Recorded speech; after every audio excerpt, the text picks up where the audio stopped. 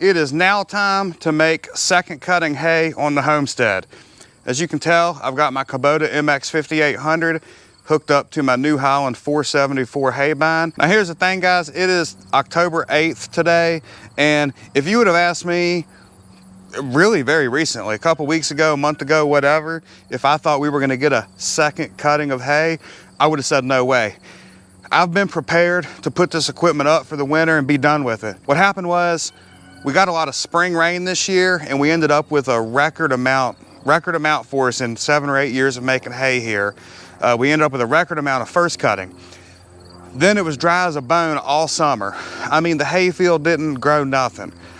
Well, the last couple of weeks, we've been getting hurricane remnants and different things like that, and the hay field has shot up. So, and we're dealing with beautiful weather. It's gonna be beautiful all week. So I made a very last minute decision to make this second cutting hay. The height usually doesn't come up in video real good, but it's honestly really nice fall type hay. And I'm telling you guys, this stuff grew 12 inches in a couple weeks, it seems like. So I figured I'd walk down here and show you our pasture. Now, the last couple of years, what we try to do is we take off first cutting of this, but we don't do anything after that. And that's what we're gonna do this year as well. Reason being, we just wanna stockpile this nice growth and leave it for our cows for winter time. But even the rains, I mean, it has really perked the pasture up too. It's almost unbelievable. So if you've seen my first cutting of hay this year video, we did make hay on the pasture, but we're not gonna be doing that right now. This is a Kubota MX 5800. It's been a good one for us.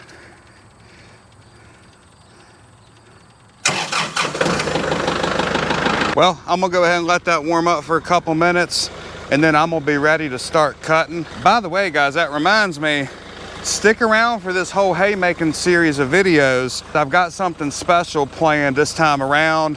We're basically gonna be trying something that we've never tried before. So stick around and you'll see what that is. So this is a New Holland 474 hay bind. It's really nice. It's a 7-footer. It'll fit through 12-foot gates. You can pull it down the road. It's not too wide, none of that. Because it's still probably, I don't even know, 10 feet wide total, a 7-foot cut. And this MX 5800 pulls it really nicely. So the way it works, you got one set of remotes here, does your height, all right? And then to swing this tongue over, I need to swing it over now. Right now it's swung all the way out like I'm gonna be cutting, but I gotta get through a 12-foot gate right now, so I gotta swing it in. So lower your hay bind all the way down.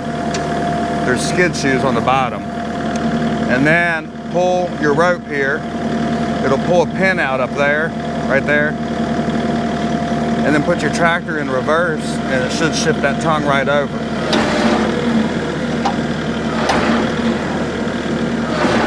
All right, there it clipped in. Now raise it, and then we're ready to go through our gate at a much smaller width. It's about 1:20 in the afternoon. Got the hay bind back there, and I'm just getting ready to pull up and go through the gate and go to my field. I'm gonna get the field opened up a little bit, and you gotta concentrate a little bit more for that. And then I'll come back at you here in a minute, and we'll kind of do a progress update. So update time here, I'm about an hour in, roughly. Everything's going smoothly. Hay bind, tractor, everything's working great. You can see what we got here for hay. Really nice. I mean, it's just that really nice fall, nice fall tender grasses in there. And I tell you, it didn't look tall, but it is taller and thicker than what you think in there. Right there you go.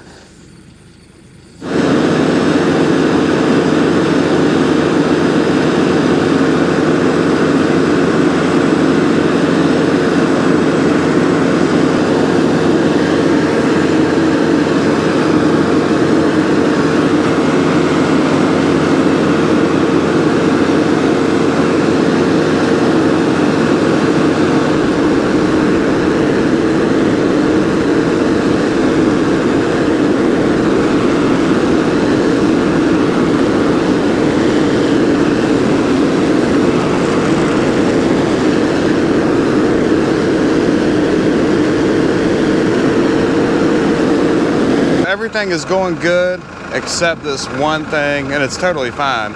But I wanted to show y'all what we had going on. So I'm coming down from up here, and as I come down, I should be going over here and making a square. Well, I don't know if you can see it, but I tried cutting over in here. This is a low spot. I don't know if it shows up on camera, but back up in there is the top of the hill. You come down here, this is a low spot. Well, we've had all this rain from Hurricane Helene and everything here lately. There's basically standing water down in here. When you drive, water squishes out of your tractor tires. So I'm cutting this area off, and I'm going down here. So it's probably an acre or so. I've only had to do it one other time in 10 years. But once it dries, I'll come back up through here and clean it up with the bush hog or whatnot.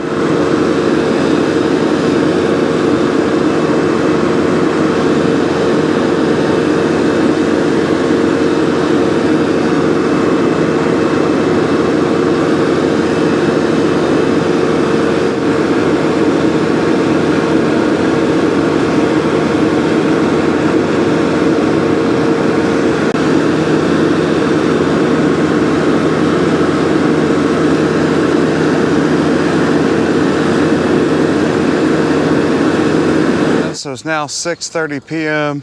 and give you a look. I got the whole 8-acre field cut. Knock on wood, everything went good. I'm happy about that. Here's the tractor and the hay bind, and I'm gonna just go ahead and blow off all this stuff up here, and we'll put this up. And then next steps will be tedding the hay over the next couple days. Welcome to day 2. I'm gonna walk down to the hayfield here, kind of show y'all. I walked down here earlier, and man, this is just really nice stuff. And it's amazing how much it dries when you have low humidity days in the fall. But this is literally 24 hours later. But here's the thing. The reason I'm giving y'all an update is because, as you can tell, it is late in the evening, getting ready to be dark, and I should be tedding right now. But let me show you why I'm not. This is my International B275. It was my granddad's tractor. I use it to rake and ted with. Mainly just to keep it going, but it is nice to have 2 tractors.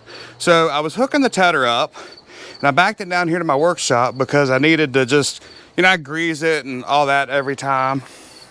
So I was doing that, and I noticed one of the tractor tires was low. And I said, well, I'm gonna put some air in it. And I debated on putting air in it because what happened this time happened one other time 10 years ago. So the tractor tires are filled with fluid, and they're filled with calcium chloride, okay? They don't really put that in tires anymore. It's corrosive, it eats the rims up. Well, one of the things it eats up is the valve cores inside of the valve stem. So 10 years ago when that happened, I had to get like just the new valve core and put it down into the valve stem. You know, just the little thing that goes inside of all this. Well, this time, as expected, the valve core broke. Couldn't get it out. I'm like, man, what am I gonna do? But turns out, let me show you. This has the tractor type. It's a 2-piece design here. So you have this bottom piece and you have this piece. And if you put a pair of pliers down here and turn this piece, this will unscrew. And that's what your valve core, that everybody knows what those look like, your standard valve core fits inside of this piece. So right now, this tire doesn't have a valve core in it, and the only thing holding the fluid back from shooting out is this plastic cap. I don't think any of this will really be a big deal. At least I'm crossing my fingers. Because if I had to ted that hay today, I would have hooked my Kubota to it and done it. We cut sooner than we usually do before we bale, so there's already 1 day built into this whole system. And I did that because it's fall and the days are shorter and you have heavier dews and everything. Hopefully I can TED tomorrow after work, even after the repair. And then I think my dad's actually gonna, tomorrow's Thursday, I think my dad's actually gonna TED again, maybe on Friday. And then the plan is to bail Saturday. Now that's highly dependent on this new surprise, if you will, that I've got coming. If I get it and I can get it going and all that stuff. So it's now the next day, and I went during my lunch break at work, and I went to the local tire shop, and they did have the little pieces I need that go into there, and within here has the valve core. It's got a little O-ring on there and all that. So anyways, I'm gonna set you up here. I'm gonna change this. I've already got this one loosened. This is actually the side that was not giving me fits, but I'm gonna do both of them.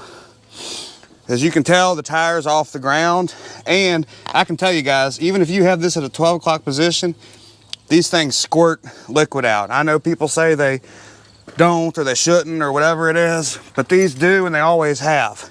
Plus, I'm in here in this tight quarters here, and I have to have it down here just to be able to get in, but it's okay. You don't lose that much fluid.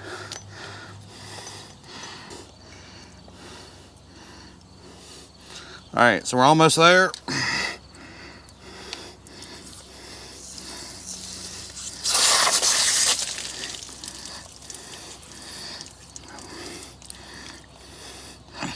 All right, that one went pretty smoothly. Here we go. Now you can just, I'm gonna tighten it with the wrench, but I can just take this off, and now you've got your new valve core in there and everything's good to go. Another tip I learned on these things is use one of these just crappy regular air chucks. Don't use anything with a gauge or anything like that, because it'll mess it up.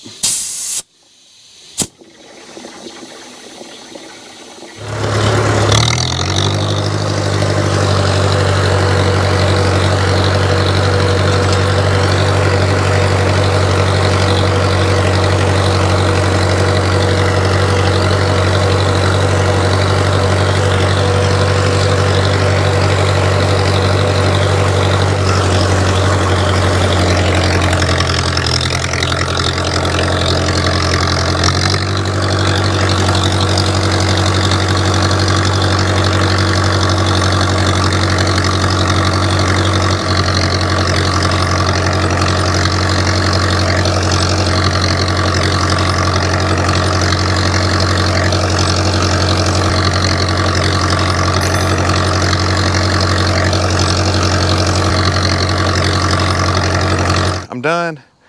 I tell you what, this is some really nice looking hay. It's actually a lot more dry than I would have thought too, just for one day. But yeah, that is some really nice stuff. The International B275 did amazing. I didn't have any more trouble with the tires. I think that's good to go. It's actually nice to have more air in them. The tedder, this is our $500 tedder. If you haven't seen that video, we bought this thing, I believe last spring, and used it all last year. I love this little thing. For $500, love it. Go out there and watch that video if you haven't seen it. I gotta put fuel in this tractor. I'm gonna call it a night. It is getting cold out here. They're actually calling for a freeze tonight. And with that said, guys, I appreciate y'all hanging around watching us. If you want to, I'll put the video up here of us using this new surprise piece of equipment. It'll be my first time using anything like that. So you're not gonna wanna miss it. And on that note, we'll catch y'all next time.